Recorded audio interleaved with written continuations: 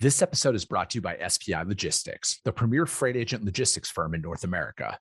For over 40 years, SPI has been diligently building the most successful freight agent network to provide first-class relationships for our shippers, receivers, and carrier partners. We are more than another transportation network. We are a dedicated team of professionals united by one singular purpose, and that is to expedite our agents' success. All of our agents are set up for success on day one, as they are provided with a full suite of support staff that is ready to assist them with everything from after-hours emergencies to financial and administrative needs on a no-fee basis. This way, you can focus on continuing to grow your business.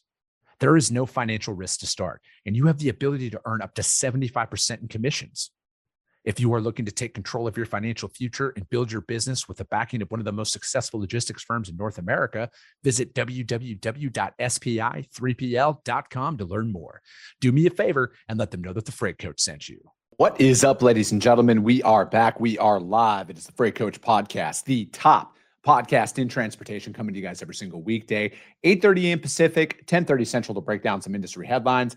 But most importantly, you guys provide some actual insight into what you can do with all of this information.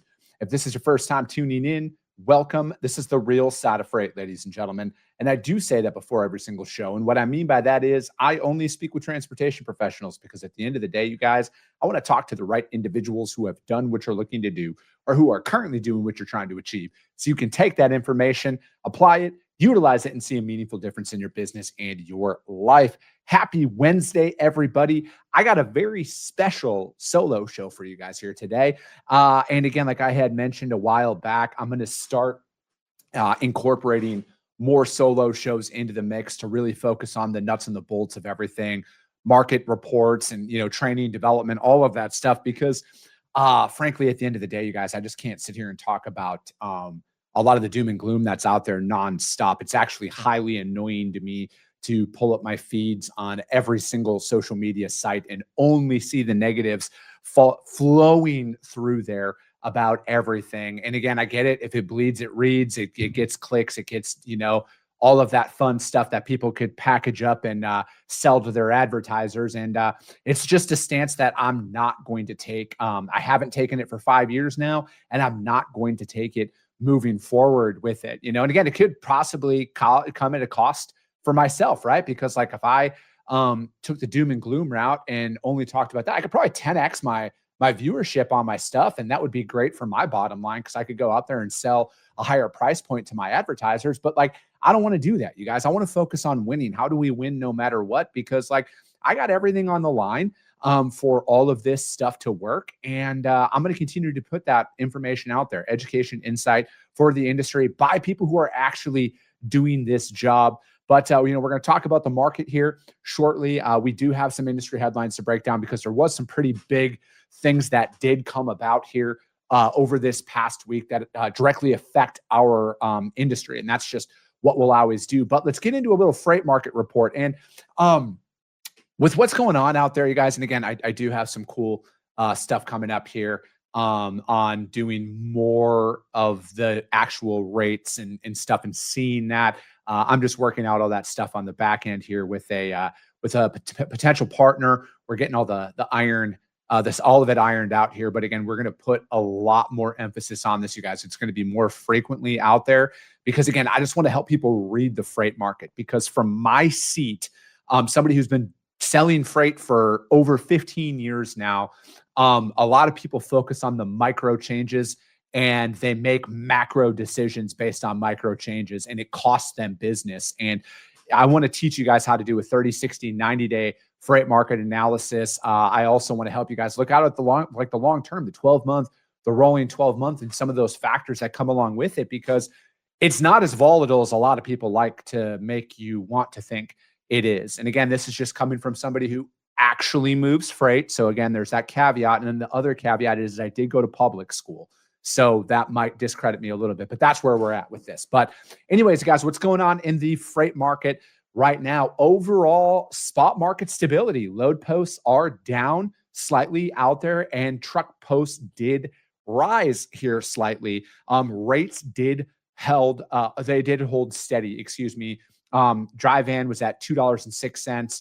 Reefer was at $2.45, which was up just a little bit. Flatbeds are unchanged out there. And again, if you move flatbed at the level that I move flatbed, you know that it's going to probably taper off here a little bit. I know there's still some markets where some road construction and some building can continue kind of throughout the year. But again, you'll see that as half the country starts to be pounded with snow, a lot of that stuff is going to slow down. So you will definitely start seeing some flatbed rates changing out here and starting to reduce as we head into the non-peak seasons out there. But again, with drive-in and reefer, again, it's just a capacity thing, you guys. There's still a lot of trucks that are out on the road. So I don't know if we're going to see any spike for a peak season for pricing. And I'm not saying that there aren't going to be pockets that will experience that, because I'm sure there's going to be pockets of it. But again, if we're just looking at it as an overall market, it's been stable here, even with all of the stuff that's going on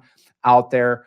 Line haul, excuse me. So rates are 3 cents for drive-in. You guys, again, if we look at a year-over-year analysis here, rates are up 3 cents year over year, which again, to some isn't much. But if you look at it, and this is why I like to talk about this, if we're looking at the stability aspect of it, because, you know, if you look at a lot of the headlines that you see out there right now, people are guessing that like everything is going to fall apart. And that capacity is going to tighten up. There's not going to be any trucks out there. Rates are going to skyrocket. And again, if we're looking at present terms right now, rates haven't changed much. And again, if you look at that year over year mark, that 3 cents, if we're looking at it on a 1,000-mile run, for easy math, it pays $2 a mile. You know, we're talking, and then it was at $2,000, and now there's a 3 cents change out there. It's only a $30 difference, right? $2,030 is what that rate is going to look like. So nothing to go in and change any pricing from that perspective. And that's the data points that I want people to start paying attention to as you're going through this, because you have to be able to offer stability, especially inside of spot market pricing, to your customers. You need to give them stability. They want that consistent price out there.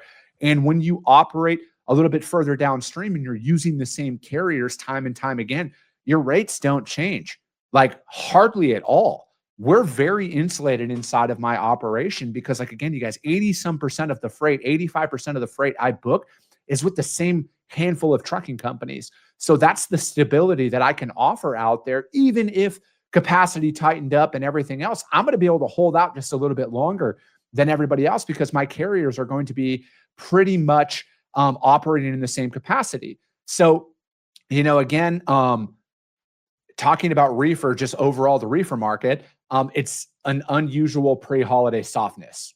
All right. So again, what's that saying? Capacity is not leaving the market as fast as everybody wanted you to think just a couple of weeks ago. And this is the whole point, you guys. I don't want you to make long-term decisions on a micro event that eventually will iron out. If we're looking at it from a loads available to a trucks available perspective, I think that there's a lot of capacity that still needs to leave the market. And again, I'm just talking about legal capacity. I want to be abundantly clear here. All the trucks out there that are running illegally right now, we don't know about them anyway, so we can't really count that. And then again, obviously flatbeds as a whole, the market's down a little bit, 6%. Load postings have dropped, 9% equipment postings have dropped. And that just has everything to do with the fact that it's going to, in the next couple of weeks, it's just going to be flat for the foreseeable future in flatbed because building's not happening out there. And if we're looking at it, the reefer market, it does remain seasonally soft. The Midwest did hold steady. Shout out to the Midwest as a whole. But again, overall, it is steady out there. In November, we're coming up on, you know, Thanksgiving holiday, Christmas holiday, and everything. And normally you start seeing a lot of tightness that comes along. And it could happen, right? Again, I want to caveat, it could happen yet. But overall, it doesn't look like anything's changing. All right. So again, don't make any macro decisions based on a micro event. And I think that that's what we saw here over the last couple of weeks. I know social media makes it look like every truck is shut down and everyone was running illegally and everything else, but that's just not the case, right? Ironically, people only highlight the same couple of clips out there. And when you dig a little bit further, you realize most of these people who are posting about this industry don't even fucking work in the industry. But hey, that's a conversation for another day. And then overall, you guys, so I pull from multiple data sets for this freight market report that I'm providing to you guys. If we're looking at it, here are some things.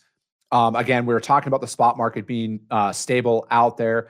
And then it's overall, if we're looking at it from a capacity standpoint and a tightening standpoint, it shows that it is starting to shrink, again, but like not enough to cause any massive spikes or anything out there as a whole. Again, there's a difference between pockets in this happening and then like overall in the market, right? So I'm not ever going to sit here and say that there aren't going to be pockets of tightness and pockets of rates rising out there, because that happens, right? It's just a basic supply and demand. But if we're talking overarching here, it just hasn't drained capacity as fast as I think, again, people a couple of weeks ago were thinking that it was going to happen.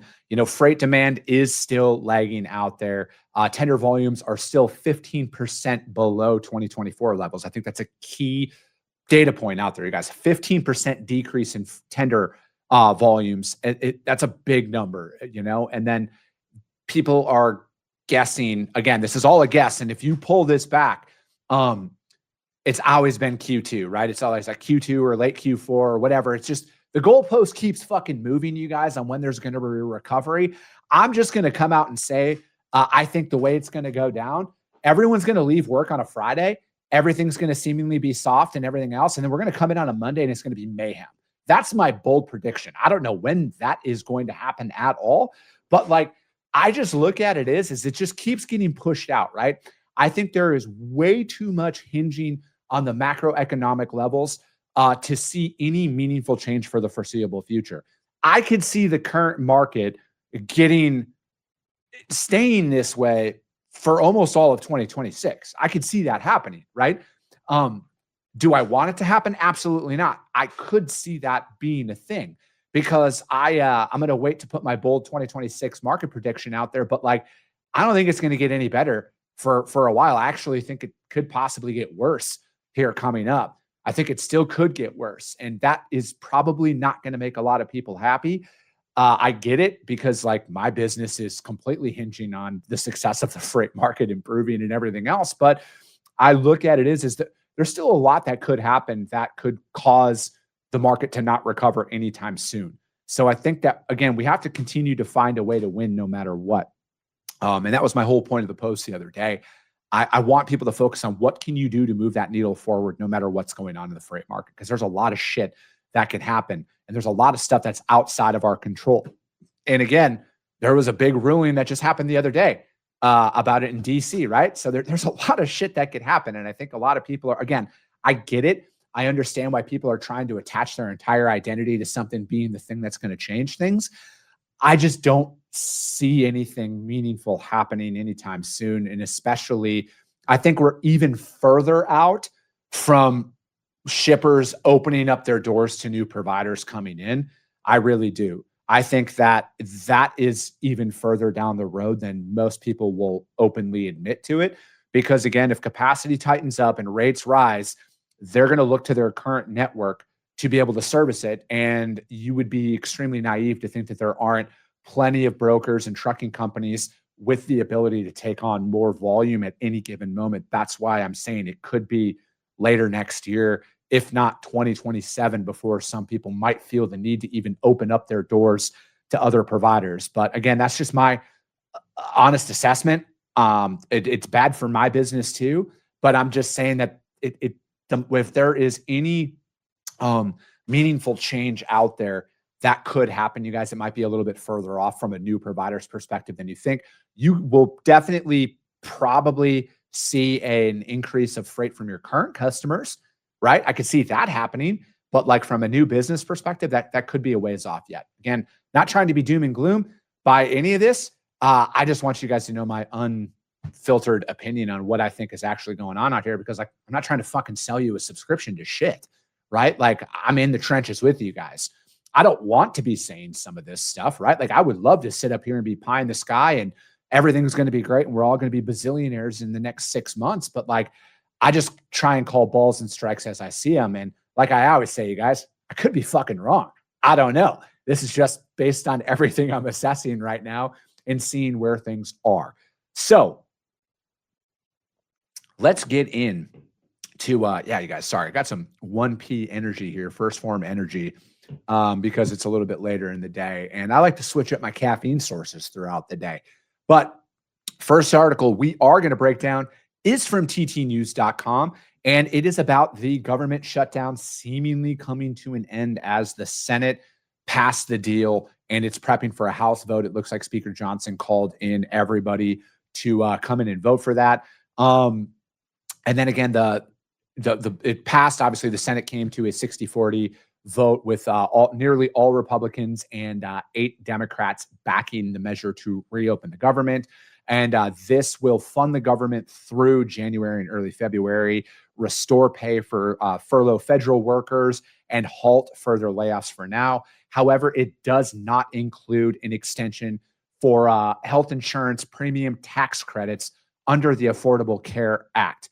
I find that acronym extremely ironic, considering that our healthcare costs were it was just a subsidiary. It was subsidized, excuse me, by tax dollars. So therefore, like, healthcare didn't drop at all. And I am out here looking at my premiums because, again, I am self-employed, right? So like, I have to buy private insurance for myself and my family, and I'm looking at almost like an 80% increase between 2025 and 2026. We're all healthy.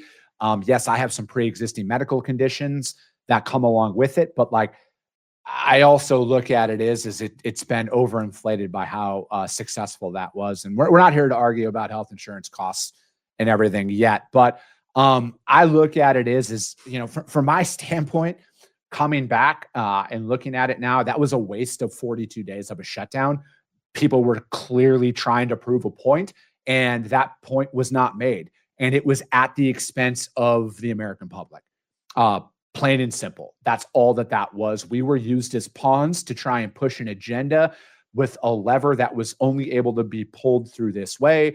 And again, if you do not know how the federal government works, you guys, and when we're talking about this, needing a supermajority of votes and everything, that's why it was a 60-40, because I saw a lot of talking points out there of like, oh, the Republicans control everything. Why don't they just open it?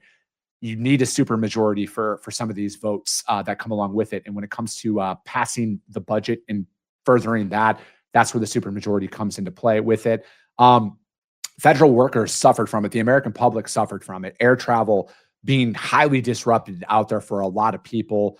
And then I think that, again, the focus is it's great that they're going to reopen it, but like, this is a temporary fix. This could very well still happen again in early 2026. And again, welcome to politics in the United States. They'll do whatever they have to do to try and fuck the other party over. And that goes to both parties here. That's not just a left versus right thing.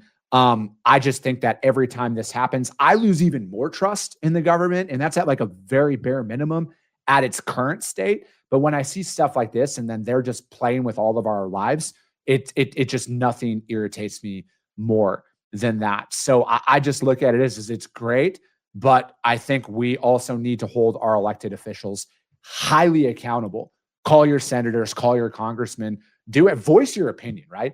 Like, some of you might not think that it matters out there. I might be naive to think that my voice does matter. And I'm going to continue to exercise that right, no matter what. And it's highly unacceptable that our government has the ability to shut down in this capacity and put people's livelihoods at risk. All of those federal workers that were expected to show up and work because they were critical and they weren't getting paid, like, that's a slap in the face to them.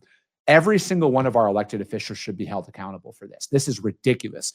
And this is a nonpartisan statement at all. People on the left and the right, you guys, they're fucking with our ability to create business, to operate freely in this country, to travel freely in this country. I think, if anything, what this showed is this was their ability to take away our ability to freely travel in this country.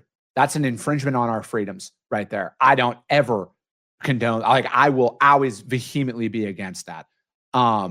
Scott, what's up, man? He says, oh, sorry, that I didn't see this, man. My apologies. He did say being furloughed in 2013 was one of the reasons why I'm in freight now. Well, I'm glad you got furloughed because you're in freight now, Scott. I would hate to have this industry not have you be a part of it, my friend. But yeah, dude, it's ridiculous. It's absolutely ridiculous that that stuff happened. But again, you guys, ttnews.com is where that article came from. I hope it gets reopened. I hope it stays open. I hope that they can, not make the American public suffer because those guys can't get on the same page over there in DC. And again, my faith is very low that that's going to happen. But next big thing that comes along, all of that talk about the non-domiciled CDLs put on pause. Who would have thought that the courts would have gotten involved in that? And again, you guys, this is why it's so important to not attach your entire identity to one issue. And I'm not sitting here saying that I'm a fan of, I am America First unapologetically. If you've listened to my show in any capacity at all, you understand that at this point.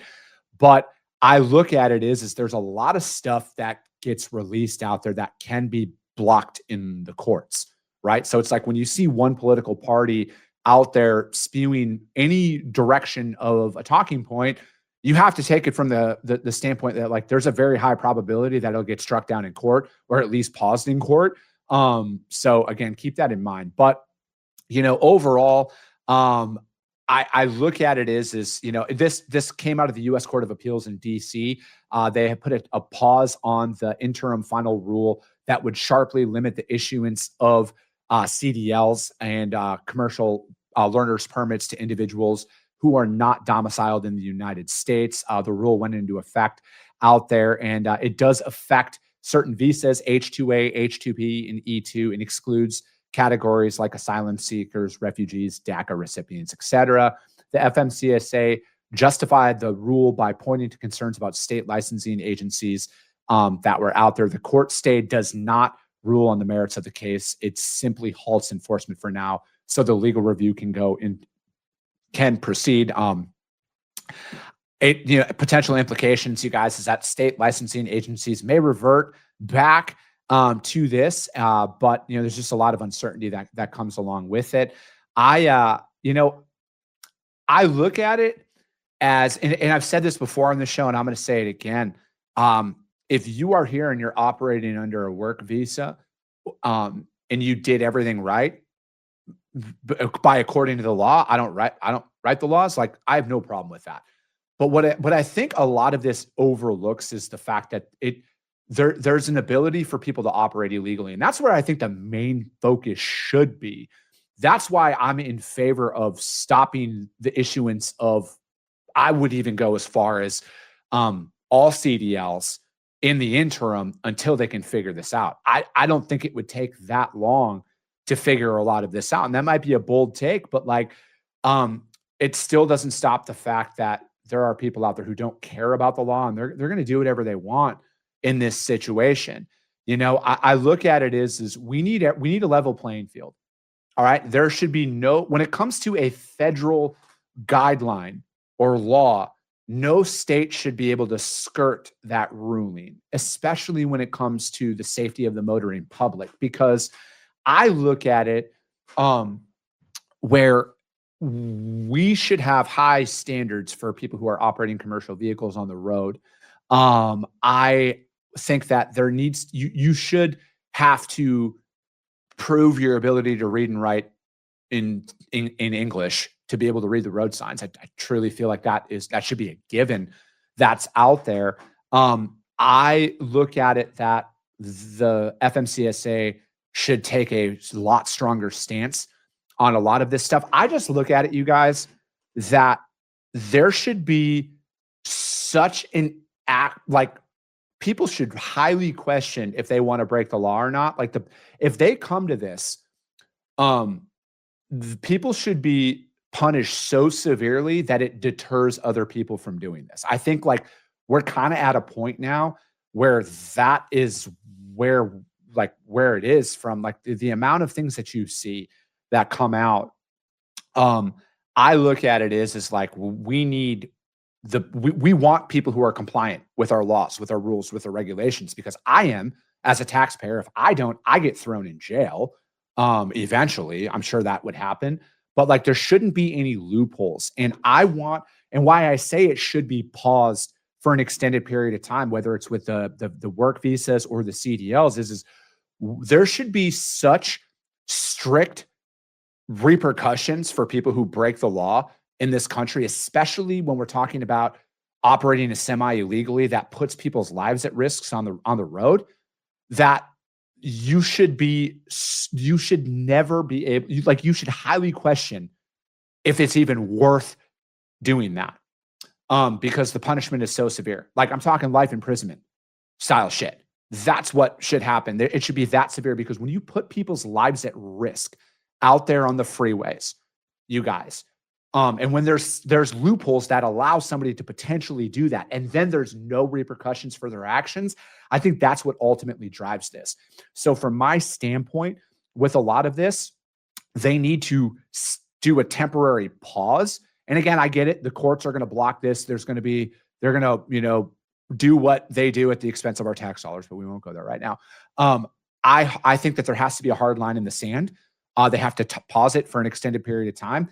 And then they should make the punishment so severe that if you break the law in this regard, where you're found that you are operating a semi illegally and putting the motoring public at risk, it should be life in prison. Like, it's got to be so severe that people question, is it worth doing this?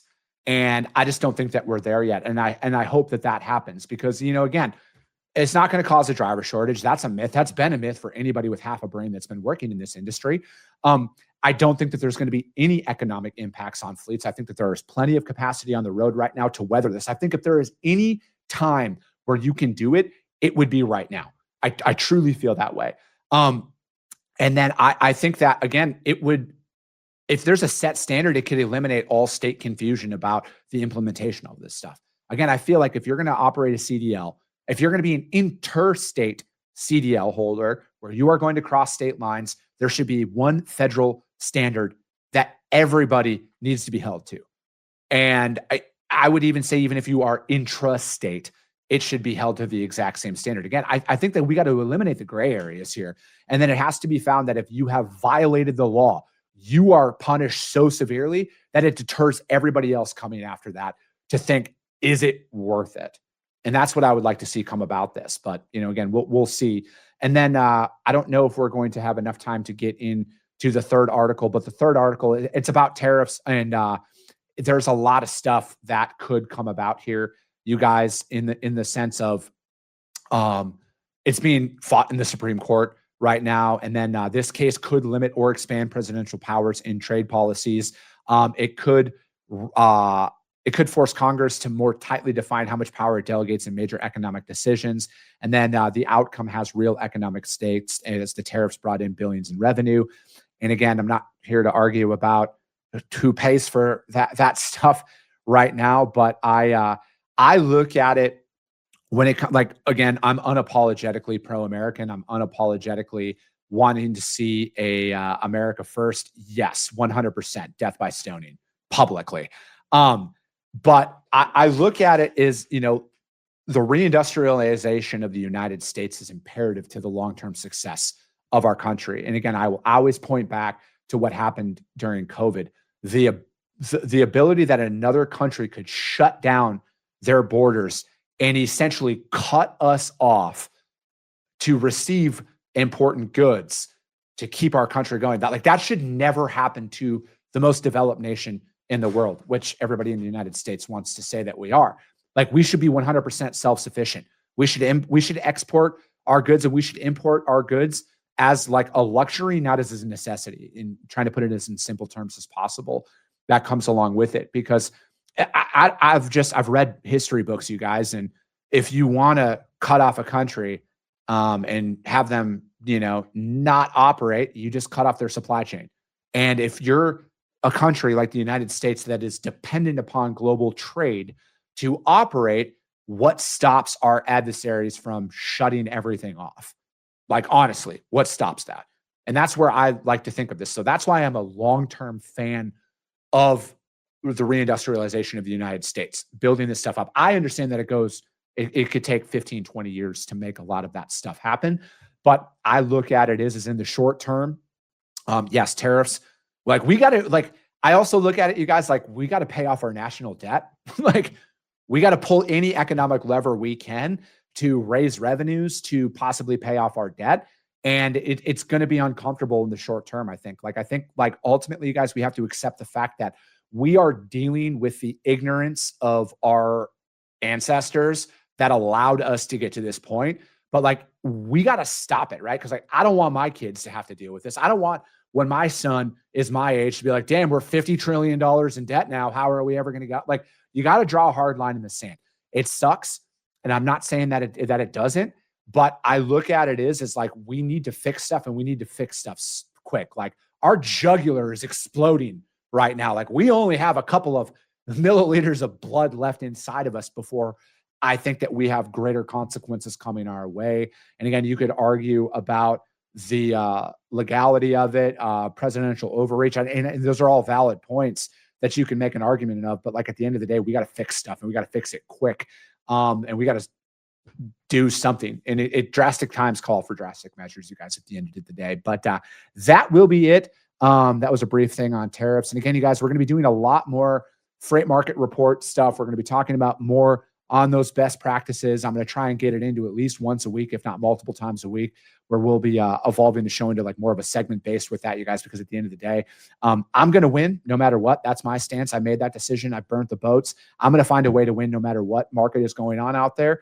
And that will be it. But we're going to be live tomorrow at the LTNA conference just down the street from me here in Phoenix tomorrow. We do have a guest on the show. You guys won't want to miss that one because it's one of those enterprise shippers. Your boy had 2 shippers on this week for you guys to learn from, right? You don't have to listen to me. Hear it from the people who are actual decision makers out there and what they expect and want from their providers, because I just want to help you guys win as much as I can. Appreciate you guys. I love you guys. And we'll be talking to you soon. Came back with a bang. Window down, yelling out money, anything. Hey, ooh, got the foot on the gas. Pedal to the metal when I'm getting to the back. Hey.